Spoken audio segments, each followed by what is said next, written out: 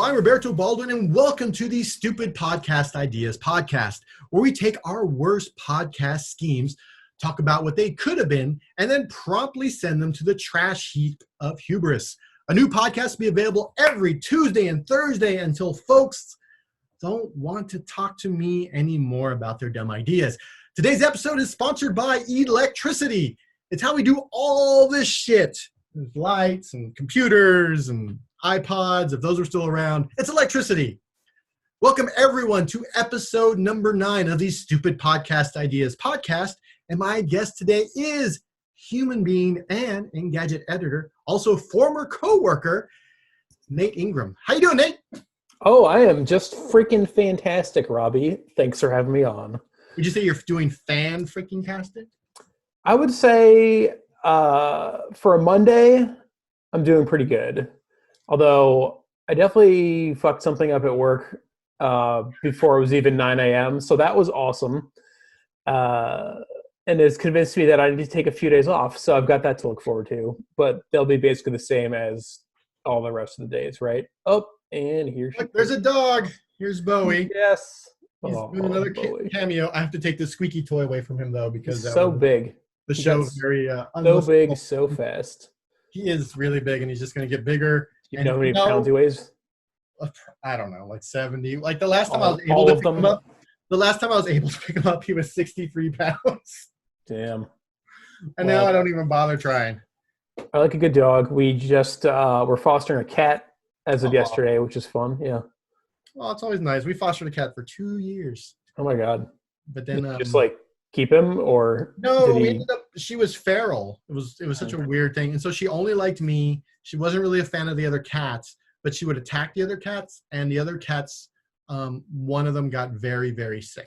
Oh man. And so because of that, we were like, and it just happened around the same time that someone said that they wanted to adopt her. So we probably, if Hector had not gotten sick, we probably would have kept her. But it was very much it was one of those things where like, well, this cat is got a year to live, and we have to give all of our resources, and this cat is mute, buddy, mute. I know, I forgot that I usually put on out of do not disturb out of order. All right, I'm going to have to put this puppy in the other room. I'll talk about electricity for a second. Talk about electricity. Go in there, buddy. So electricity, as you may have heard, powers all this shit, as Robbie said earlier.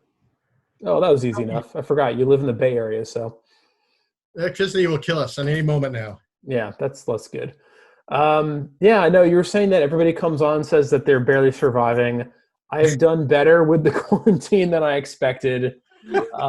It did not trigger my crippling anxiety, which is a plus. And since I work from home most of the time anyway, it hasn't been that big of a change during the day. Mm-hmm. Although it's kind of rough when the day ends and you're like, shit, I have nothing to do but go on a stupid podcast ideas podcast. I was gonna say that's a tough name. Also, it is really. It took me a while to, and then I kept saying it wrong. And I had to go and look at like the graphic I made. I'm like, wait, what did I call this thing? I kept calling it the Stupid Ideas podcast. I'm like, that's not it. Like, well, I think the first time you brought this up to me, I was like, is this just a podcast talk about stupid ideas? Because I have tons of those, but they have to specifically be about something you'd want a podcast about, which made it a little harder. Well, they can stay. You don't have to want to. It's just an idea that you had, and you like immediately you said, "Oh, that's dumb." Yeah, I mean, it turns out like someone from the Wall Street Journal or Washington Post, I don't know, one of those sites, like a book reviewer said something about he had this idea for a podcast about all the books he hasn't read, and Jonathan, who used to do video for Engadget, he tagged me. And then I said, oh, somebody already came up with that idea on the Stupid Podcast Ideas podcast. So this happened after the podcast already aired? Yeah, this happened after it was out there in the world? Nice. Already aired, yeah. So we're making a difference. Did Jonathan come on and talk to you about his stupid ideas? No, I should get him on. I need the idea for the podcast, which I've said before, is that it's there's low impact. Like I just edit this. I just dropped this in iMovie. I don't edit anything. I cut the front. I cut the end. That's it. I wrote the theme song in a couple minutes. I made the graphic on my iPhone while watching TV. This is Yeah. If 7 people are listening to the podcast, wow. I know. Hey, all 7 of you. You're Good job. welcome. Thank you. So how so the stay-at-home order, you work from home. Yeah, do you feel this is something that keeps popping in my head? Is that I'm like, oh, I should call this person. Usually it's a cousin. I have a lot of family up here, or this friend or whoever, and I should go visit them. And then immediately I'm like, oh no, I can't do that. What am I doing? I haven't had that. Is that like pop in your head? We're like, oh, I should go do this thing. No, yeah. I've pretty well adapted to the fact that we can't do anything at all mentally in terms of like I want to, but I never think like, oh, we should do this or we should do that, and then be like, oh, that's actually not a thing. My little sister just bought a house in Connecticut, and I'm like, oh, I wish I could go like visit and see it and help her, but like maybe in 6 months. Yeah, I haven't had that happen. I haven't got nearly as many cars as I used to, but I'm still getting cars. Yeah. And the way I've been driving them is that up until recently, I was really just driving them to go do a thing, which I had to do, like shopping or picking up food. And then on the way there or on the way back, I would do something to test the car. That way I was doing a thing that I had to do. I wasn't just out like, woo! Work and essential. Yeah. Recently, they've sort of eased up a little bit in the Bay Area. So I have gone out and just drove, but I still feel like, well, I'm out. I should get something. And I think you're allowed to just drive. Yeah. Not hurting anybody. I got in the car yesterday and noticed that I drove a whopping total of 41 miles in April. Wow. I haven't put gas in the car in almost 2 months. And yeah, it's just weird. There's nothing to do. There's nowhere to go. There's nowhere to go, yeah. And so on that happy thought. Yes. What are some of your ideas for what are some of your stupid ideas? Because you might have. Don't tell me your good ideas. Because I don't think I have. So I'm not very creative. So I don't think I have any good ideas. I certainly have at least 2 bad ones that I've been tossing around, and one of them is particularly relevant for these times because it's about grocery shopping. So backing up a little bit, in the normal times, for some reason, I don't know. In the before time.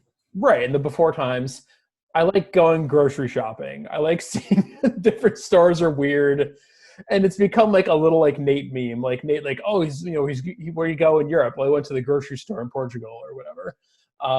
And a Sprouts Market, the first one in Philadelphia, opened like a year and a half ago, and I went and with my wife, and we met a friend of ours there, and we like went to the store and experienced the excitement of a brand new bougie grocery store opening. Yeah. And we were talking like, this should be the podcast. Like, you need to have a podcast where you review every grocery store you go to, basically. Or like, I like this idea. Okay. Yeah, first of all, I don't think it's got legs. But then, right, I couldn't post every week.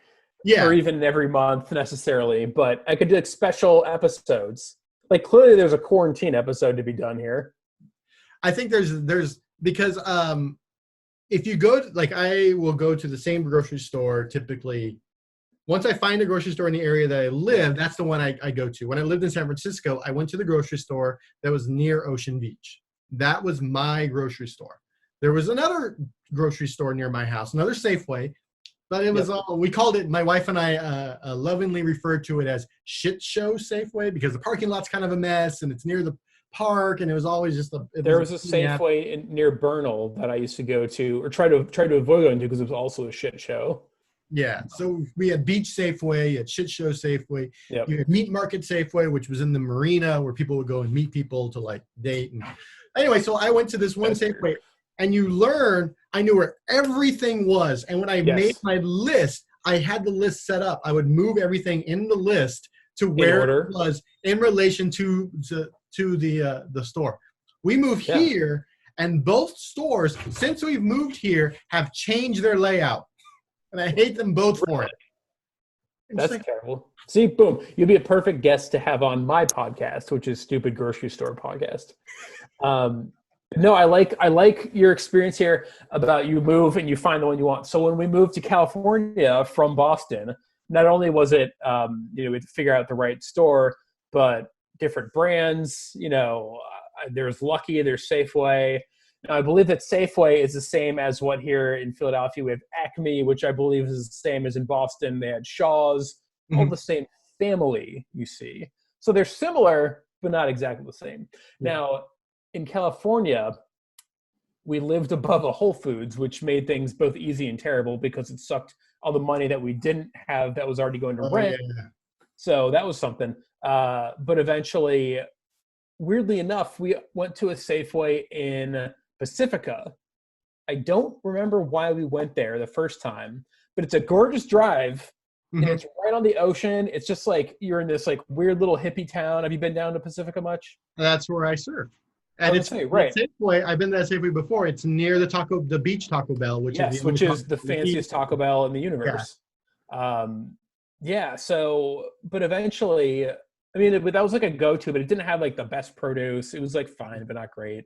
Eventually, we started going to a Lucky in Daly City, which was just south of Bernal Heights, like a less than 10-minute drive probably. Yeah. And I was like, I've never heard of Lucky, but this place was the bomb. And then like a month after we discovered it and we're like, yes, this is the one, they closed for renovations for like 3 months. So like, I was like, shit. Then when it opened up, everything was everywhere. But it was great. They had like a juice bar. Like, it wasn't like, it was still like a pretty like straight up supermarket, but it had like enough niceties that made you like, oh yeah. So that finally was the one. Anyway. I think we've just done the podcast. I think that's it. Right, we're doing the podcast right now. This is my grocery store history. I think you have to like have a script or at least a template for this podcast where you talk about location, parking lot. Parking is very essential. And then you just sort of break it down things that you need in a major supermarket. Where everything is at. Does it make sense? Right. Do these things logically go together or no? The deodorant next to the produce, that doesn't make sense. How's the bakery? How are the prepared foods? Some bakery, the deli, some Safeway delis are just a train wreck. Some are very nice. So yeah, I think you could do that. But the Safeway near the old Engadget office was pretty good for a city store. Yeah. It was always the self-checkout line was always insane. Yeah. I'm like, just go over. There was no one in the regular checkout line. That was the weird thing about that Safeway. You're like, well, I'm just gonna walk over with these chips and. I could do a whole episode about the problem with self-checkout. I feel like every fucking time I try and do self-checkout because I think I'm beating the system and I'm gonna be fast, it ends up everything goes wrong. It's like, oh, you didn't put your bag on the thing. You can't read the thing. Yeah, it's terrible. Put the bag down now. I mean, like I get like right now it's a good thing to use certainly, but I generally feel like it's one of the biggest scams that the grocery, that big grocery has pulled over us. And there's a person there, so there's still, you're not reducing like costs of employees. Yeah, you're just trying to like deviate people from that 15 or less line.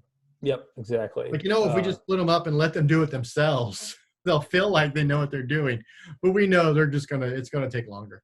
Yeah.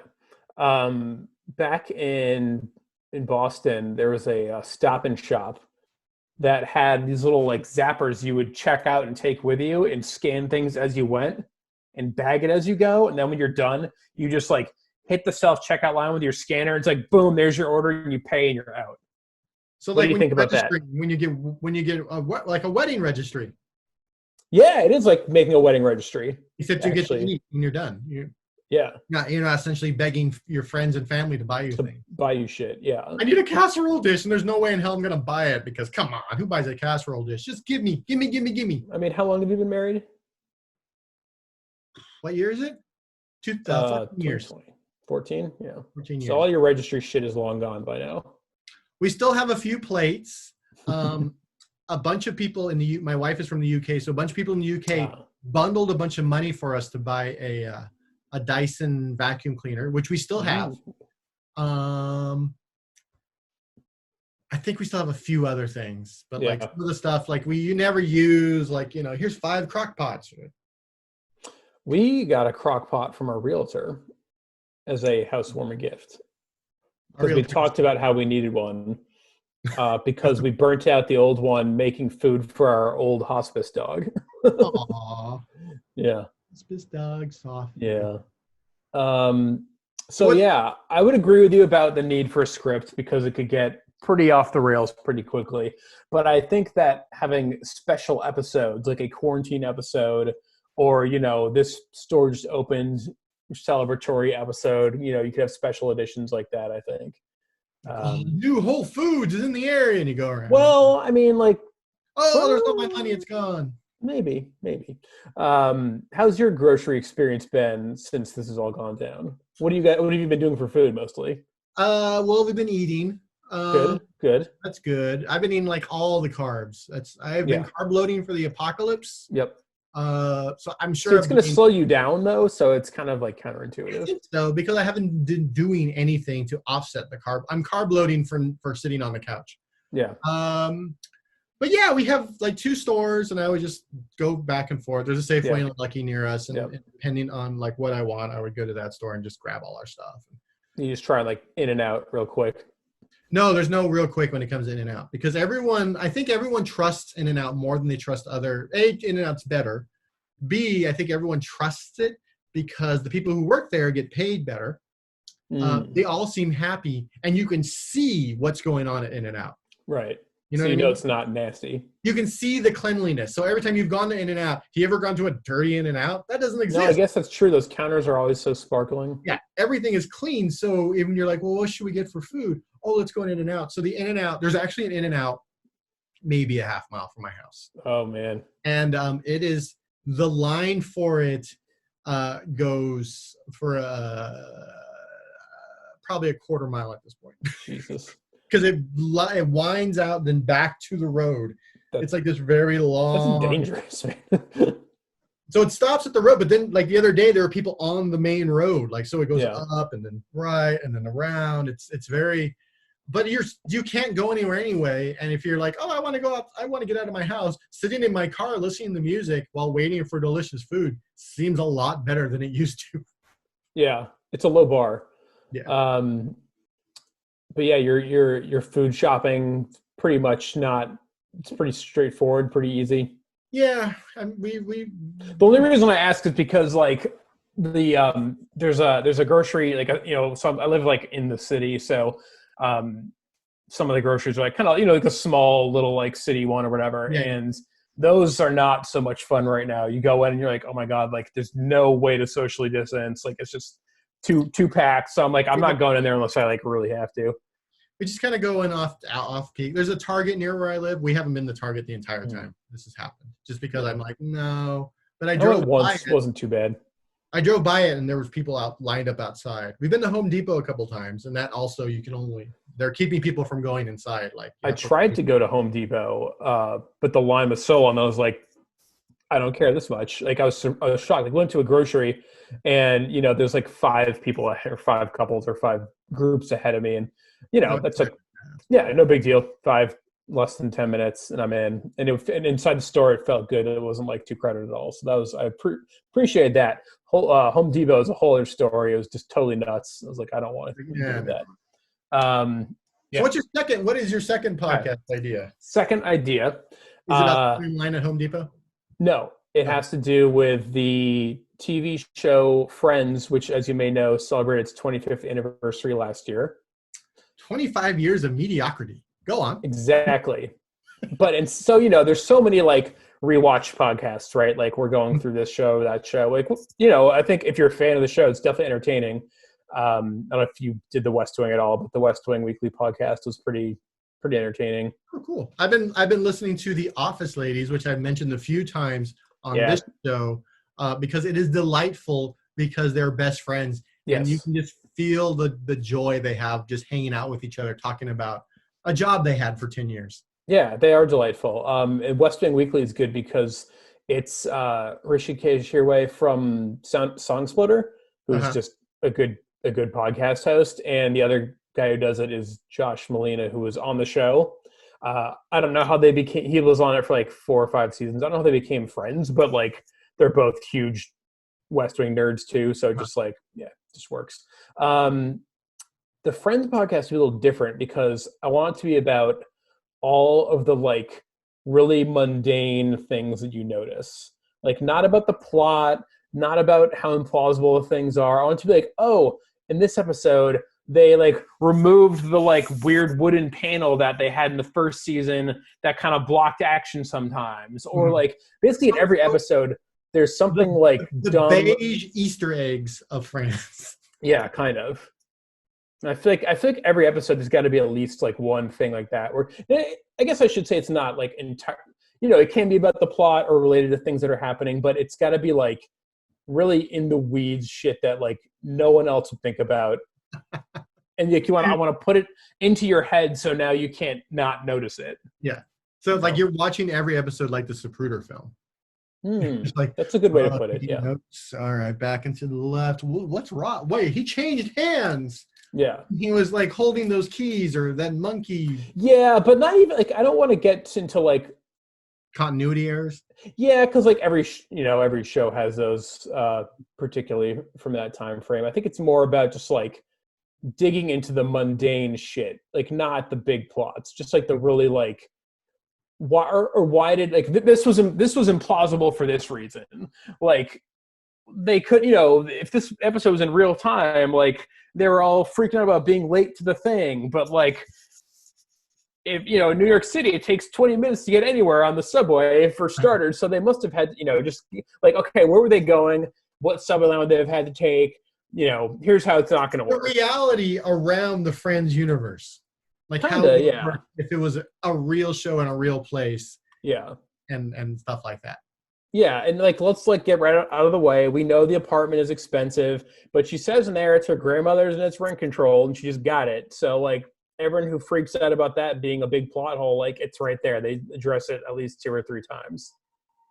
So the reason I know so much about Friends is not because I actually like it that much. I prefer Seinfeld, but it's become one of those things that like is used as a like before bed sleep aid sometimes, just watching like 7 minutes of an episode. To just put you right to sleep? Kinda, yeah. It's like it's become just like a like weird habit at this point. And so as you do this for years on end, you start to notice these weird things. All right. I could see that. I think there's enough Friends there are enough Friends fans to make this something that like this weird deep dive into the Friends universe outside of what they're doing at this moment and how things have changed.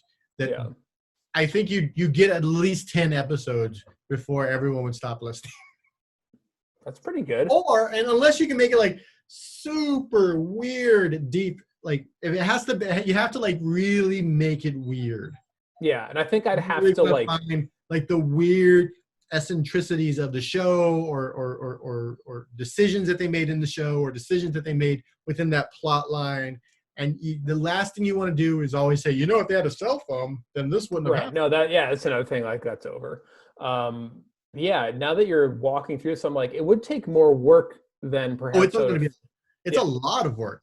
Yeah, and it works. It helps that you were alive and a coherent adult while the show was out. Right. I was a little young when it started, but I definitely was like a human being for sure. Good enough. But yeah, I think the notion of like getting like really stupidly deep into something in a way that even people who like it won't find fun is like a great idea. Like that seems like a perfect way to get fans. And this actually reminds me of another stupid podcast idea I had once. Yeah. Before all this even, and most of these ideas I've had before all this. This one is semi-related because it's also about like getting into the details that nobody cares about. And it was I was talking to my sister about the whole meme where it's like, nobody, absolutely nobody, and then like me, something. Oh, right? Yeah. Which I kind of hate because it doesn't really make sense. That's the whole point of it.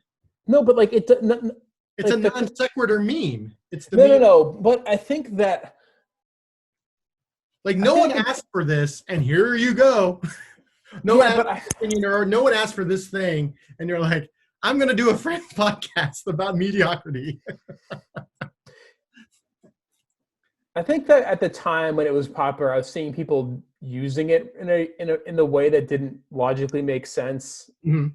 But it's been months since I've had this conversation, and months have felt like years, so I can't remember. So putting that aside, I think my example was nobody, absolutely nobody, and me.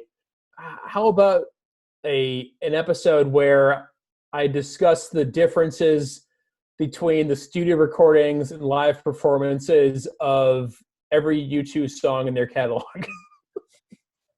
See, okay, so that is actually a good podcast idea, because you're gonna have people who will listen to U2.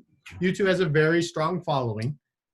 A lot of them are probably Irish, but they do have this very strong following. And even if you're just sort of a casual U2 listener, you will find that song that you like, Right. and listen to that episode. Yeah, but how will you find it? Well, I would assume every episode would have the name of the song. True. Because you would break down each song, the live version of Where the Streets Have No Name versus the album version of Where the Streets Have No Name. Yep. And then you would break down like, oh, well, in this party did this, and then this, and then this. And I think what would be helpful is if you had like guests who would come on, like maybe sometimes you can get like a studio engineer. Or someone who was at the concert where that was being, that's actually a pretty good podcast, because I think there's a lot of podcasts. There's some production, like cutting between like the studio and the live. Like here they do this, here they do that. The reason I think that I picked U2 is because I know their music well and I do like them, but I also know that lots of people don't like them. So in a nobody, absolutely nobody meme, they seemed like the right band to be doing this deep dive on. I kind of understand the U2 hate, but I also have to remember that Bono helped erase debt in Africa. What has the guy from Bare Naked Ladies done? What has Dave Matthews done lately? Yeah, and I'll say like, that. Oh, he did like this nice thing, or like Bono erased billions of dollars in debt for entire nations. Oh, but fuck him for being so smarmy and self-righteous, though. He is kind of smarmy and self-righteous, but no, I mean, I get it. I think it's become this thing that's taken on a life of its own. It makes it hard to enjoy them sometimes, which bothers me. But I can still put on the albums and listen to it myself. So fuck everybody. Don't let people. No, I have to listen to the internet. Okay, I'm just. That's the worst possible thing to do. But yeah, there could be. I mean, you know what? And like, why limit it? If if one actually turn into a good ideas podcast, why limit it to one band? It could just be like, yeah, you could do it. Pick iconic live acts, compare their music. Like there's Prince's live shows. Yeah, a song that's like 4 minutes long, but live it's 13. I remember the first time I saw him. I think it was a Rock and Roll Hall of Fame thing where they were playing While My Guitar Gently Weeps, and he was one of the musicians playing. Does this ring any bells to you? Yes, and he came out. And that fucking guitar solo was just absurdly good. And you're like, damn. And then he threw the guitar into the air, and it just disappeared. Right, because he's magic. Because he's a magic man. I've had people who have told me that they found it slightly because he sort of Prince is an amazing guitarist, and people don't give him enough credit for his musicianship. Right. As a guitarist, as a soloist, as just everything he does. Because there is he could just join a band and just be the dude who plays lead guitar and fucking kill it. Exactly. Because there is this, besides Jimi Hendrix, there is a long line of just old white dudes who are these guitarists. And Clapton. I think Clapton and a bunch of other white people. No offense intended, but No offense to Eddie Van Halen, these are wonderful guitarists. But Prince never fit into that mold. So people, I think, have sort of. Yeah, no, he wasn't. He was never a guitar hero. Yes, he was never a guitar hero, but he should have been, because he's that fucking good. Probably one of the best guitarists ever. Yeah. And the idea that he is not on par with those people who are on that stage is ludicrous. Yeah. No, yeah, that's the thing. Is everyone's like, oh, like, what's Prince doing here? And it's like, oh, I'm just like melting everybody's faces. Exactly. That reminds me when, he's being a goddamn rock star. yeah. When he died, David Gilmour from Pink Floyd was on tour, and they did this thing where they were playing Comfortably Numb at the end of their shows, and before like going into the like main like last solo, they just did this like super subtle like Purple Rainy reprise thing, like no vocals, but just like the music kind of like shifted in key and like hit on this thing, and like the whole stage was just purple. And then they did that for like a minute, and then like it just went seamlessly right back into like Comfortably Numb. And I was like, that was such a fucking classy like tribute to the dude from like, you know, like old white guitarists wouldn't have expected it necessarily, but it was pretty cool. Yeah. No, that sounds, just do a Prince podcast. But no, but the podcast, you could do stuff, Pink Floyd stuff. Yeah, shit. All of a sudden, I've got a real idea here. Now you got a real idea. Sorry.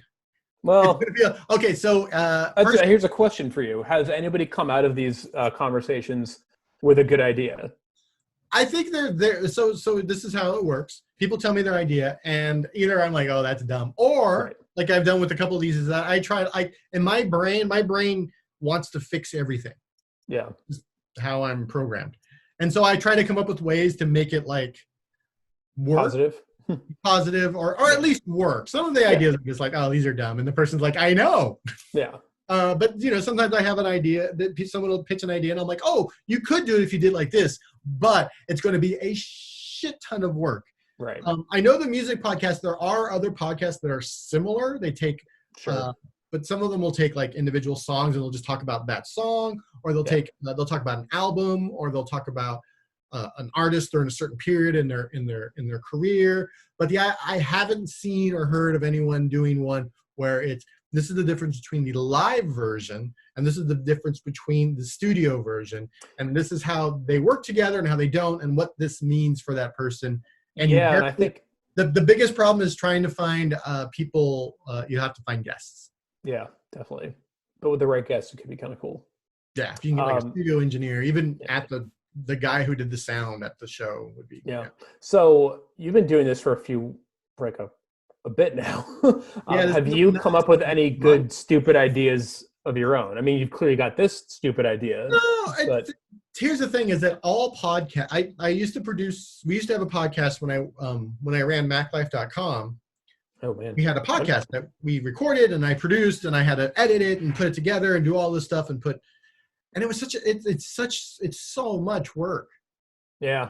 It's just so much work for something that I feel like most people aren't going to listen to. Yeah. Whereas this show, it's very little work. No work. Yeah. It's very little work for something that people aren't going to listen to. Yeah. Which is fine. It's the right Venn diagram of effort and reward. Yes. There's a it's just like, I have a very little effort. They're both small. They're both very small. But at the end of the day, I'm like, I got to talk to somebody. Right. They get to talk to me. If 3 people listen to it, that's 2 more than I expected. Right. They also got to hang out and Yeah. So it's a little endeavor that as soon as people don't want to talk to me anymore, I'll just stop doing. Yeah. Now, as a music guy, have you tried to do any collaborative distance to music creation? Yeah. So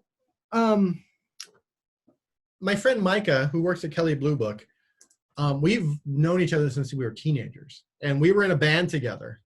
Which one? I was like 19 back in the day. Yeah, we were in a band. We used to play at Jerry's Pizza in Bakersfield. Nice. We were in this punk band, and then we started living our lives, and of course the band didn't survive that because neither of us live in Tehachapi anymore. Shame.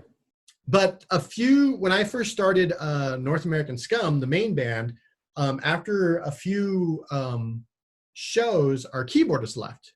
Mm-hmm. And so we didn't have anyone to play keyboards. So one day I said, hey, the 20th anniversary of Nirvana's Nevermind is coming up. Why don't we just do that? We'll we'll find the date. We'll book a show for that date, and we'll play Nevermind from front to end. Yeah, which was difficult because I hadn't learned how to scream sing yet, and the first song is Smells Like Teen Spirit. So there's no time to warm up. Yeah. Yeah. So our our regular bass player was like, you know what? I really, really liked. He had reasons for not doing the show. Yeah. So Micah, he stepped in and played bass, and he lived in LA. So he learned. We practiced separately. He came up. Okay. We practiced one day. We got it. We played the show. It was great. Whatever. Nice. When the Tiger King insanity was happening, he went online he's got a huge Instagram following now. Oh, okay. He went online and he did an acoustic version of When I See a Tiger Saw a Man, that song. So he did the chorus. I've actually been pretty inoculated against anything Tiger King somehow. Okay, so I'll just take your word for it. The There's guy a song. He's got a bunch of albums. One of them has a song about seeing a tiger seeing a man. Now they're best friends. Whatever. Got it. That's essentially the chorus. So he played a part of it, and I thought it was funny.